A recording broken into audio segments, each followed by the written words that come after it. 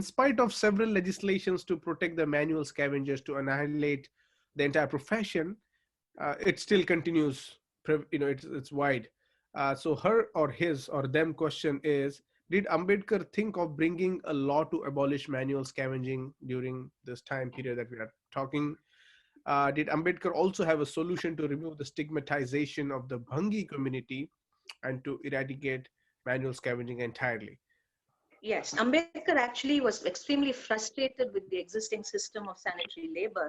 And while he did not specifically address the question of manual scavenging as such, he did pay special attention to the fact that the large sanitary laboring communities of northern and western India were coming under the spell of Gandhism, and that they were sort of being forced to think of this as a noble occupation, and therefore the political consciousness was limited by the circumstances in which they found themselves. And he was very concerned about bringing them into a broader anti-caste movement.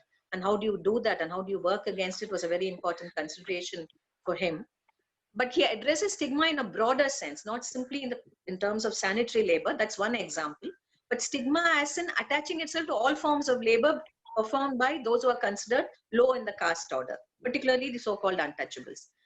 Why manual scavenging hasn't been eradicated, I think we all know the answers quite well.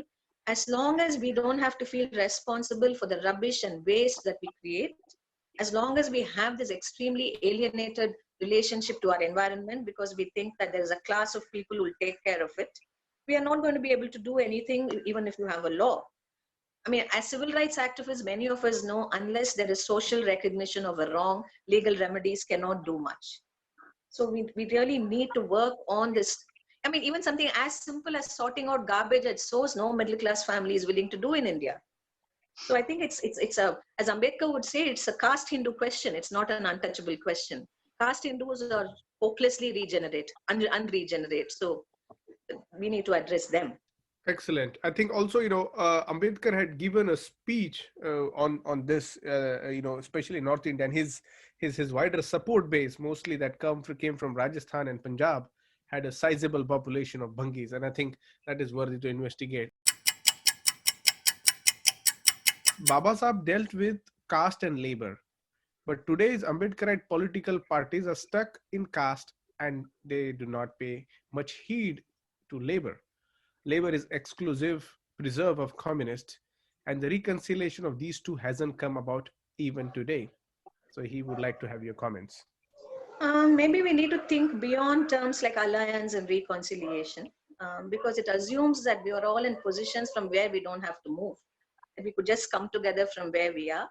But perhaps what reading Ambedkar closely and getting a sense of his own intense engagement with the labor question, especially from the late 1930s onwards, should persuade all of us, not just the Dalit parties, but equally the Indian left, to rethink its position on labor.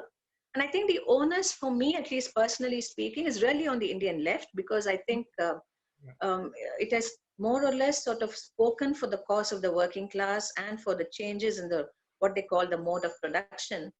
And while that has been very productive and has taken us into many profitable parts, the way it has been spoken of has also prevented other conversations from taking place. So I think one very important precondition, to use Ambedkar's own phrase, would be for the Indian left to completely re-examine its historical understanding of economy in the Indian context. This is not out of disrespect I'm saying this. Some excellent work has been done by economists and sociologists of a left persuasion, but woefully inadequate when it comes to linking caste and the economy. There were some attempts in the early 50s by people like Ramakrishna Mukherjee and others, but the Indian economists very rarely have, and in our own time, someone like Surinder Jotka has done it with respect to parts of the Punjab and northern India, but very rarely have we actually conceptually, in terms of a political economic understanding, foregrounded the caste system and untouchability in our understanding of the political economy of India. And that's a very important task that awaits to be done.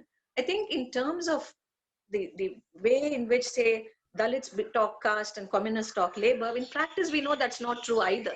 We should also move away from these very polarized ways of understanding.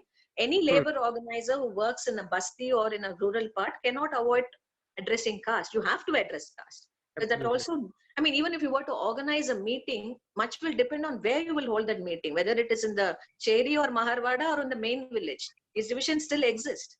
And it's been a big struggle even for completely sort of labor purists to sort of ignore caste at the site of organizing. You cannot ignore it at all. Likewise with Dalits who work on, say, I mean, just for a want of any other example, say works on a particular instance of atrocity in a village. How can you ignore the fact that that also has to be looked at in terms of the relationship of social and economic dependency between the Dalit to whose family this has happened and the dominant caste person who has hurt them? I mean, Anand Teltunde's entire argument is that in his book on Keralanji, you know, basically whether you're an Ambedkarite, whether you're a communist, when you look at the issue of atrocity, it is both economic and social and cultural and political. So I think at the ground, very few people do it. But as always, I think as Ambedkar would no doubt would sort of tell us that we continue to remain an educated class and not an intellectual class. We simply parrot ideas and we simply sort of are bound by orthodoxies of either the left kind or of the anti-caste kind. Whereas for Ambedkar, no orthodoxy should be sort of allowed to remain an orthodoxy. That's excellent. Actually, there has been always constant efforts, and I think this is a very kind of self-reflection for Ambedkarites also to kind of see, because to your point, Geeta, I think the Dalits understanding of caste and the leftist understanding of labor, that also has to be kind of liberalized in a way to kind of accumulate both kind of distinctions. Hey, Jai Bhim, Suraj. Jai Bhim, Dr. Geeta. How are you? Hi, Jai Bhim. Hi. Jai Bhim.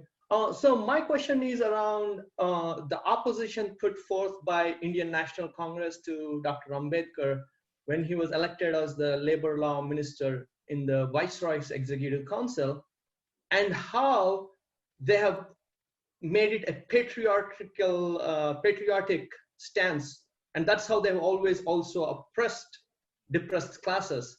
When in the case of Simon Commission, they came back with Go Back Simon, but their intention was so that there is no actual representation, there is never a representative count of Indian people, etc.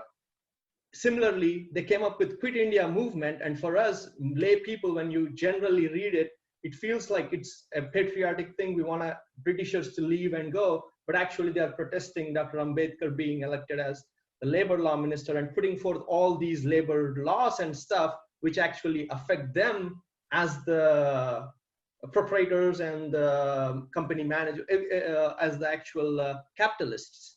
Any take on that? Yeah. As to how INC used it? Yeah.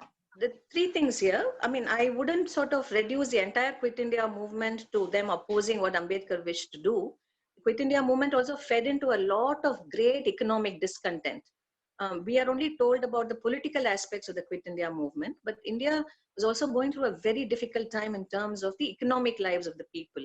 So spontaneously, a lot of acts of anger and violence against the government took place, but the Congress had no control over it.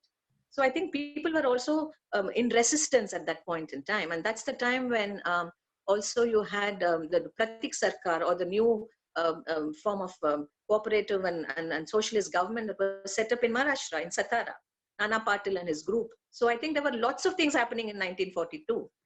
But I think what's important and interesting for us is when Ambedkar joins the cabinet as labor member, clearly there were all kinds of criticisms and of a familiar kind, that right from Simon Commission time onwards, the national movement has tarred Ambedkar with the tag of being pro-imperialist, of giving into imperialist designs.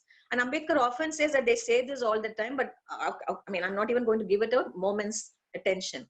But what he does actually when he is labor minister, if you look at some of the speeches he makes, especially at the Scheduled Caste Federation's first conference, which takes place right after he's been nominated as labor member, and then later on in the labor camp and elsewhere, you will see him talking of why he thinks it is important to stay on the side of the British during this moment in history. And he talks to us at great length about the dangers of Nazism and fascism. That whatever else might be happening at this time within India, he says, and he actually says this government might not fulfill any promises that it makes. He agrees that the British government is not going to actually be a pro-Indian government. He's very aware of that, but he says at this historical moment, it is very important to fight Nazism. Nazism and on top of the Brahminical system you have in India would be such an explosive situation. So I think he also defines his own decision to join the cabinet in terms which we don't pay attention to enough, that he sees his own work, the context of a fight against fascism in a large sense, also in terms of what could be wrested from a government which for entirely selfish reasons is willing to become a welfare state for a moment. Because there's been some very interesting work that's done on the nature of the state in India during the war years and how they, in spite of their own class biases, admitted to certain changes that would improve the lives of the working class because they needed labor to win the war. They needed labor to fight on the front. They needed labor to produce. And I think Ambedkar's work in the interim labor in the ministry is a fascinating thing because he has to do this very careful balancing act between what he can do for labor, and he does a considerable amount of things for labor, and how does he sort of not justify some of the more horrible things that the British government is doing. Like, for example, the Bengal famine, which was very much a human-made famine, or the kinds of attacks on the laborers' time, the increased working day, for example. These are questions that are posed to Ambedkar. And he tries to cut the working day, but he's not allowed to. That's the secret memo, no? Where he says, let's reduce the working day, but they don't agree to it. So he had to balance what could be claimed for labor and at the same time not endorse what the colonial government is doing in a larger sense. And this is something that Ambedkar had to do all his life. Balance the larger political situation, which is not of his own making, which is provided to him by history. And then within that, how do you secure the interests of the most oppressed sections? And this is a balancing act, which I think puts him in the same league as people like Lenin and Mao, because they also had to do that, create viable social and economic systems within circumstances that they couldn't control. You make a revolution and then you're faced with a civil war in Russia. And how do you then build a viable socialist state? So likewise, you are faced with World War II, you're faced with Nazism, you're faced with an imperial government, but you are also provided a chance to make something out of whatever that imperial government wishes to do at that moment in time. So Ambedkar's decision is a very calculated and intelligent one, and a very compassionate one also, as we see in all his writings during that period. Excellent. Thank you for the presentation. I have a two-part question, one a pessimistic part and one optimistic part. The pessimistic part is that if as you say, certain laborers are stigmatized, has there been any, in Indian history, has there been actual instances in which there has been successful trade unionism where non-Dalit laborers have been willing to stand beside Dalit laborers, or peasants have been willing to stand with Dalit landless laborers? Because if everything makes it the case that it would be beneficial for the peasant to not stand with the Dalit, that's the negative question. And the positive question is maybe you can talk a little bit about Kanshiram's trade union movement, because that is one big successful story of Dalit trade unionism. Yeah. Thank you, Ratik, for that question. Your pessimistic question doesn't make me that pessimistic, because I think one of the things is we need to perhaps look at closely, and I will address this on Thursday as well, is that there are absolutely fantastic historical instances of so-called caste Hindus and Dalits standing together. The anti-court struggle itself is one such instance. There are also instances where Dalits have fought to expand the rights of caste Hindu peasants. Ambedkar himself is a very important figure in that context. The cases that he defended during the anti-court struggle stand testimony to that. And in the course of the struggle, as Santosh Suratkar's work on the anti-court struggle points out, there were any number of caste Hindu laborers who wouldn't sort of give evidence against their Dalit counterparts. So you do have examples of political solidarity, of solidarity during a struggle. You have that during all the major struggles. You also have it where the communist parties have been extremely sensitive to the caste question in different parts of India, where the caste and class questions were addressed in tandem. But I think the problem for Ambedkar and for others who work on the caste class question comes up when, during the time of struggle, when you're confronting the landlord or the capitalist or whoever it is that you're fighting, there's a moment of solidarity that you retain. But what happens to that solidarity when you go back to your villages, when you revert from being a working class person who is leading a general strike or who's part of a strike formation into your own homes? Because when you get back to your own homes or villages, it is the village political economy which is structured along caste and untouchability that you get into. So unless the organizations that work for the working class pursue a peacetime politics and not just a wartime politics of class solidarity, very little can be done. This was Ambedkar's understanding. A wartime politics is fine. You will all stand united against a common enemy. But a peacetime politics, when you come back and have to remake your lives in your village context, when you have to distribute land, for example, how will you That's right. persuade the caste Hindu peasant to give up land? Part of the problem is he doesn't have enough land himself. Part of the problem is also that he cannot countenance the Dalit having land. So I think these are complex issues that Ambedkar did not sort of think could be addressed very quickly, but he also felt that these were issues the left has to take seriously. And to be fair to the doyens of the Indian left, some of them took them very seriously, like for example Sundaraya, who admits that we could not address this land issue very satisfactorily. Or when you look at certain left formations in Bihar and Eastern UP in the 1960s and 70s, they were very aware of the fact. So you do have some very interesting literature on the subject, which sort of tells us how this was addressed, partially addressed, not addressed, and so on. But it is not for lack of addressing it, but for the fact that we need to, at every point, use the prism of caste to think through some of these things.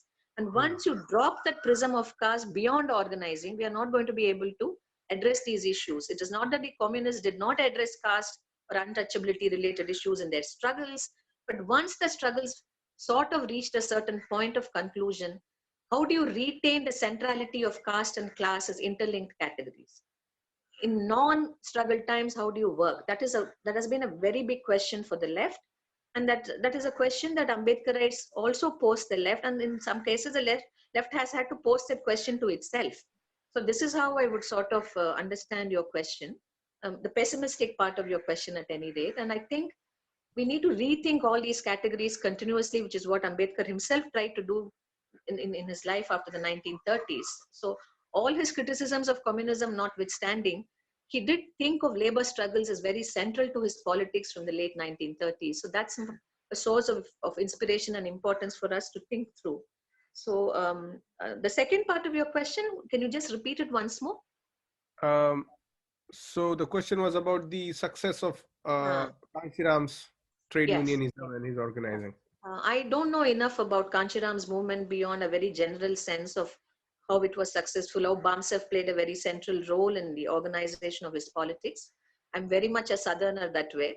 I know only the generalities of North Indian organizing. So I'm sure there are others who can direct you to Suraj himself, perhaps, or some others who are familiar with it. You can have a conversation about it later on. Thank you. Yeah, I think just to briefly respond to your question, Ratik, Kanshiram's focus on trade unionism was very, very strong, and that's how you see he unites the professional class. But within the professional class, there are class 3 and class 4, grade 3 and grade 4 that we have organizings. And within that, because they had salaries, he would then channel that through the funds that he would collect to organize the. So Kanshiram's Bamsev admittedly was one of the largest trade unions that had so much of a, but the trade union in a traditional sense doesn't qualify to Kanshiram's organizing. But that's for another day for us to take it on. Hi. I had two questions. My first question is relating to this. We talk about stigmatized labor and the kinds of occupations Dalits are required to take upon. And then we go into cities. I wanted to know, since Ambedkar also worked in the Matunga labor camp and different places, that what was his conception of work as in employment, like not only the stigmatized labor but actually getting work, because the lack of work and how work is segmented into certain categories, the question of actually getting work and what role did he see the state in providing that work for people who came to the cities looking for employment, the migrant workers. My second question relates to artisanal labor in the village. How does Ambedkar look at this question of skill?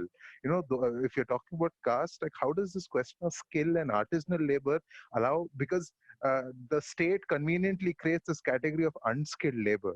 Unskilled labor is largely the continuum of workers who come, Dalit workers who come into the city or who are working at different points. So how do you look at these two questions? Thank you. Thank you. Those are very, very important questions. Yeah. I think the first question is very interesting because I think one of the things that Ambedkar was very concerned about was how do you sort of work with different forms of stigmatized labor, and what do you actually do with the labor process itself? And I think what you find him talking about in terms of stigmatized labor and what could be done about stigmatized labor, and how do you find work for laborers and so on, is of course for him it was again very much the modernist answer: more and more production, more and more expansion of production, to wean away people from the rural political economy, which is essentially a caste and untouchability based economy, and to sort of attract people into this work process, which will hopefully somewhere at some point lend itself to a system where stigma is dissociated from the labor process as such. Now we know that's not easy. We also know that that doesn't happen very successfully in the Indian context, because it is the caste identity of the laborer which precedes even the form of labor that he or she performs. But if you look at, say, someone like Ramachandra More, who was Ambedkar's great follower and also in the Communist Party, who joined the Communist Party later on, you will find in his writings, for example, the memoirs that we have today, which have been put together by his son and his own early writings, you will see that there is a sense through which the Dalit working class is trying to come to terms with both the question of stigma and the possibilities of a different kind of labor.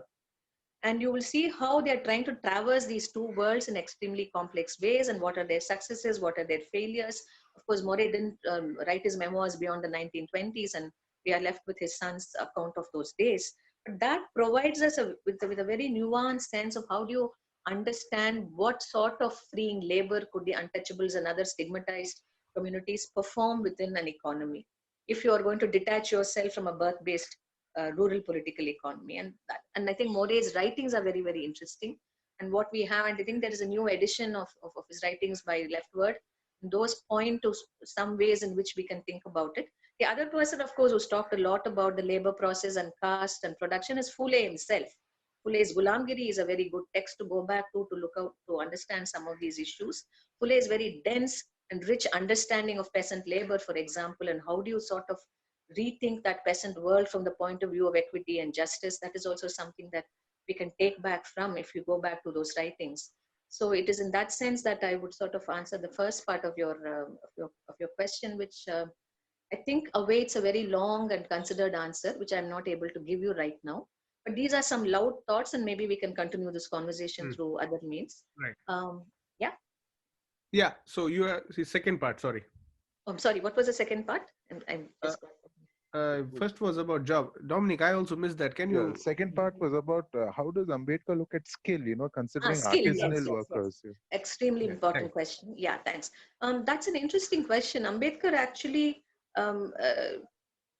is very interested in Dalits training themselves and becoming skilled modern laborers, which is what you find him doing when he is in the Viceroy's cabinet as labor member, where he sets up a special training program for undercaste workers and Dalit workers to become equipped at modern forms of labor. But I think the whole artisanal economy, which is also a caste economy, wherein you are sort of born into a caste system of labor, the division of labor, and you perform those kinds of tasks. Now, this is something that he does not address so much in his later writings, but you have a bit of that in his earlier writings. If you read, for example, Ancient Indian Commerce, or if you read some of the writings on the sections on labor and work in the in his PhD, one of the dissertations that he submitted, you have a sense of how he links artisanship, caste, and labor, and how he sees these as coterminous in some ways. And then what do you do with that when you have to fight caste? How do you address that question? He is concerned about it, but he doesn't return to it in so many ways, except that when he conceptualizes the caste system as a system of graded inequality, you also see how the whole labor process then becomes disaggregated along this triangle that Ambedkar talks of, and how you have the caste laborer, so to speak. And it is this caste laborer that he addresses in the anti-court struggle. And at what point the caste laborer is willing to leave aside his caste identity and become part of a generalized working class, where he cannot leave it, this becomes an issue in the context of agricultural labor. But you can extend that argument to artisanal labor also. And actually, in the Tamil Nadu context, Periyar has talked about this also in a very interesting fashion, where he talks of both the what he calls the laborer who is paid for his labor and the laborer who is a caste laborer, and how the caste laborer seldom sees himself only as a laborer who receives a living wage, but he doesn't even see it important to fight for his living wage because he's happy that his caste enjoys a relatively high position within his immediate local hierarchy. So Periyar talks about the importance of disaggregating the caste laborer and the wage laborer and understanding the relationship between them. And how artisanship is invariably caught with questions of status and questions of ritual superiority rather than with the conditions of its own labor. Now, in the 19th century, early 20th century economy, we know that's not strictly empirically true because artisanal laborers suffer a great deal because of the way the industrial economy is structured. And we need to really think through how do we sort of claim them for an anti-caste cause, because their sense of identities are so tied with traditional caste skills, but that doesn't mean they are not laborers and they cannot be sort of thought of within this broad spectrum. And that's another thing that we need to think through very carefully, especially if you think of something like textiles, for example. Right. I think, that's a very provocative question. And I think Geeta and so some of us over here, Ambedkar's writings on finance and monetary economics have not been reviewed for contemporary consumption. Even, like this MA thesis of ancient Indian commerce, of course, eventually published, and he writes another thesis, in 1916. So I think that economic perspective of this academic kind of, because he's very much anti Milton Keynes, he's kind of arguing against, and I think that kind of perspective doesn't come much in perspective. But I think on the skill aspect, Ambedkar, when he's very much agrarian in his approach to understanding these problems, is I think where he is trying to say that the labor should be part of a policy making. By doing that, he wants to make sure that labor is an important economic development stimulus for a country like India. And I think in that we can see where he is actually saying, labor, you decide for us what is, and he's minister, by the way, what are the kind of, columns we can create for you to have this perspective. And I think Ambedkarite politics right now, if we see in a larger context, it mostly becomes urban, and it's mostly becomes in a slight way a kind of a class up politics where we don't see agrarian focus. There is no devoted attention given any political party that I know of about redistribution of land or agrarian related problems. So in that plenary labor conference 1943 text, Ambedkar says, ever since the basis of social life was changed from status to contract, insecurity of life has become a social problem. I don't know if I understood this entirely, because he goes on to say later also that social security and representation of labor are inseparable in that same text.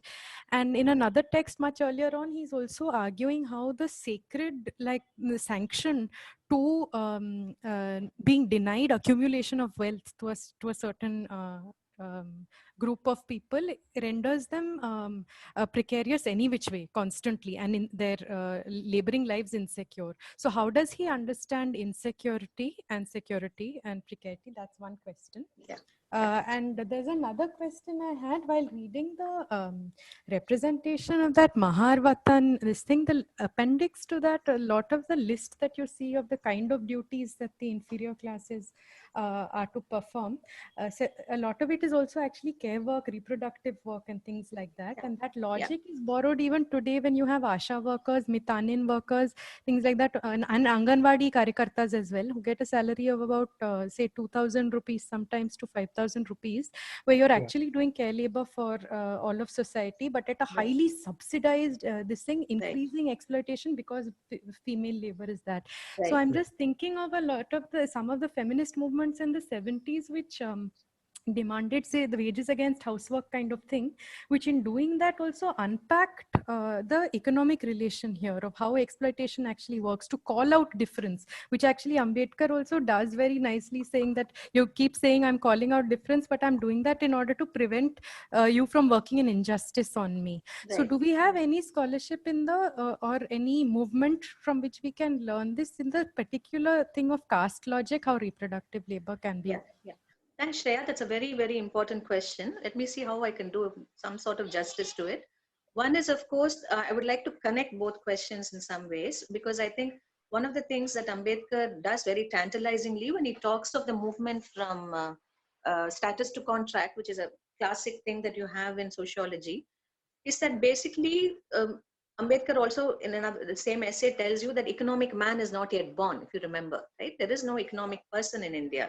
Yeah. Yeah. Economic Exactly. personhood as in a class category doesn't exist because caste precedes you. Even as you are, even if you're a laborer, it is your caste status that marks your social and political identity. So for him, therefore, the passage from status to contract hasn't happened in the Indian historical context in any meaningful fashion.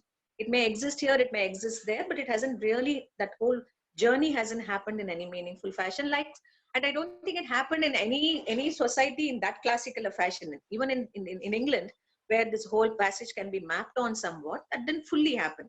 And England remains as much a caste society as a class society in its own way, where culture becomes a marker of caste. And some of Ambedkar's favorite writers spoke about it, like Richard Tawney, whom Ambedkar was greatly inspired by. So anyway, leave that apart. But I think this whole movement from status to contract, which you imagine should happen in a modern society, has not happened in India at all. That your status precedes what kind of contractual obligation you can actually get into. So the kinds of labor that are assigned then follow that whole notion of status. So you have a society where, as Ambedkar famously said, it's a division of labor, and it's a division of laborers along certain kinds of axes of labor. So your caste status predetermines what form of labor is going to be assigned to you in this system. And that's something that we can read off Ambedkar's various writings, and he makes that very evident that there is no economic human person in the Indian context yet, that there is always this larger social and cultural thing which precedes your entry into the labor force and constitutes it and changes it in a certain way. Which is why when he talks of the anti-court struggle, he says as long as the struggle is going on against the coatis, it is all right. But once the struggle moves into the village, then you find that the untouchable laborer is stigmatized, and he is expected to perform all those 56 functions that Ambedkar lists in the Maharwatan essay, so to speak. So that I think is an interesting thing to think about. And what does Ambedkar, what is he urging us to do by placing these reflections in front of us, especially in that doing away with the Maharwatan essay, which is a very interesting essay, in fact, actually, that basically he's saying that there is no economic man or woman as it is understood in the Indian social context. Caste precedes your social and self-understanding.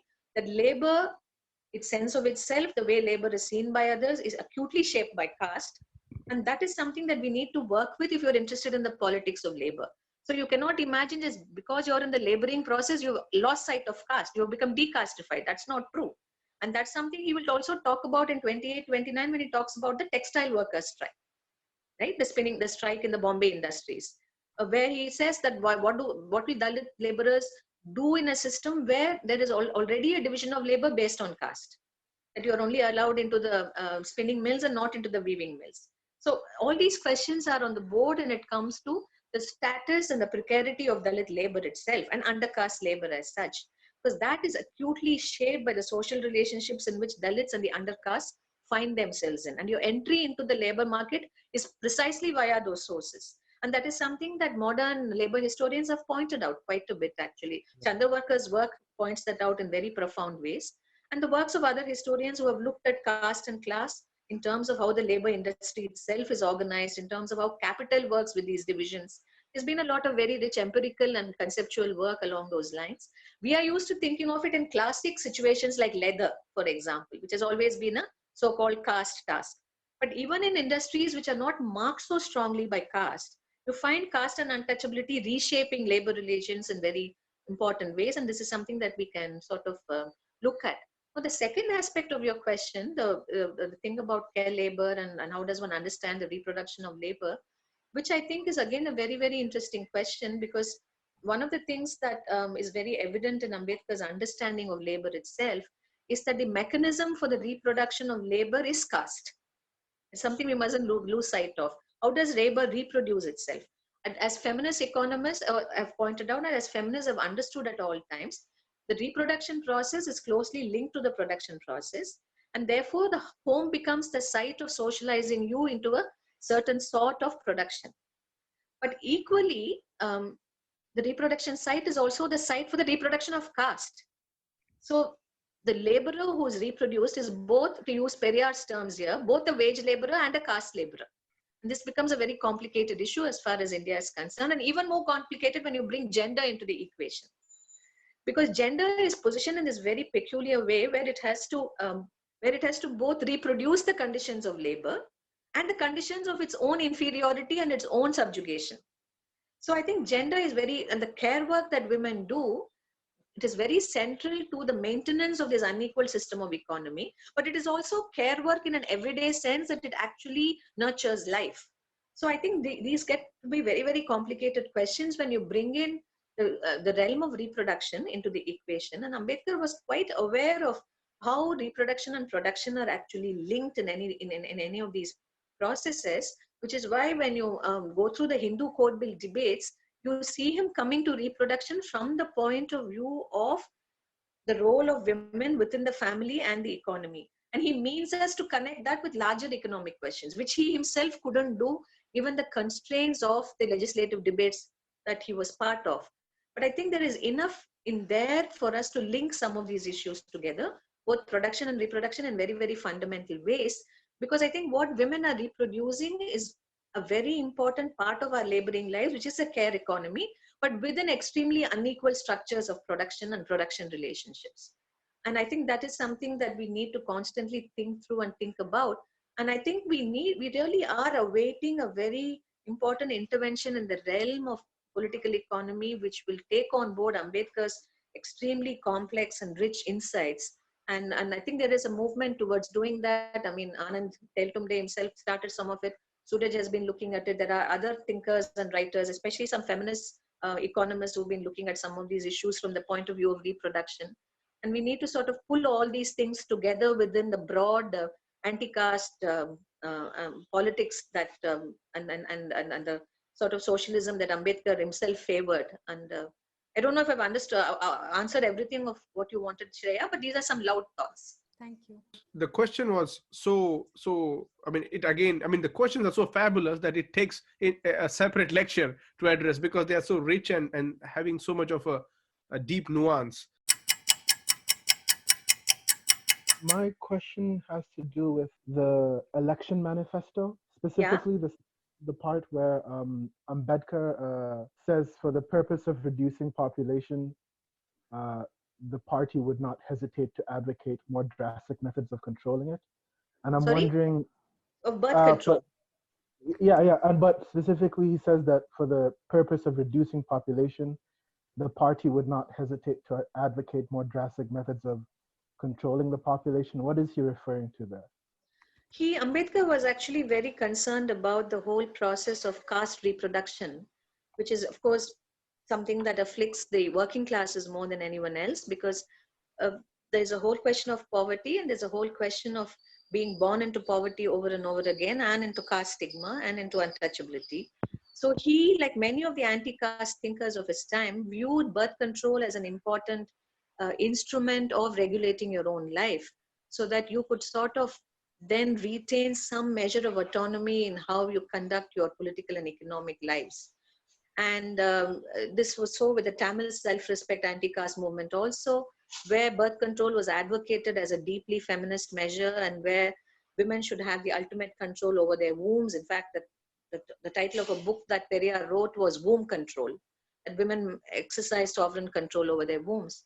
Ambedkar also sort of sees this in that sense, that for the working classes and castes to be able to have sovereign control over their entry into the labor process, reproduction of the conditions of labor and labor, that they should have a certain role to play. But he also welcomed legislation on the subject because, as you know, birth control has always been the subject of non-legal interventions in many parts of the world, including in India. And I think when he uses the word that he would like it to sort of be something that is made a rule or some kind of an imposition, he probably has in mind the fact that unless this is legislated upon and given a legal form, it's not going to be possible to persuade people to have lesser children. But this shouldn't be confused with the eugenicist point of view, which was also current at that time. This has a lot to do with a long tradition of thinking about birth control in terms of its relationship to caste and labor and to gender. And Ambedkar was aware of all these debates. Thank you. Thanks again, ma'am, for a really phenomenal lecture. So my question is actually pretty simple. I've been thinking about the lectures from last week, and I'm wondering if an Ambedkarite approach to labor in some ways is also a reworking of the distinctions between Shudras and Dalits. Because in the Savarna worldview, the position of the laborer seems to be occupied by the Shudra, the servant class, which pretty much in some ways writes the Dalit out of the position itself of the laboring class. So in some ways, can we see the Ambedkarite approach to labor as revisiting this question of sort of like, as you pointed out, this very tense relationship between Shudras and Dalits, and labor as a side that potentially reflects those tensions, and then enlarging it in some ways to actually make a coalition possible? That's a very important question. I think Ambedkar himself grappled with that contradiction all his life.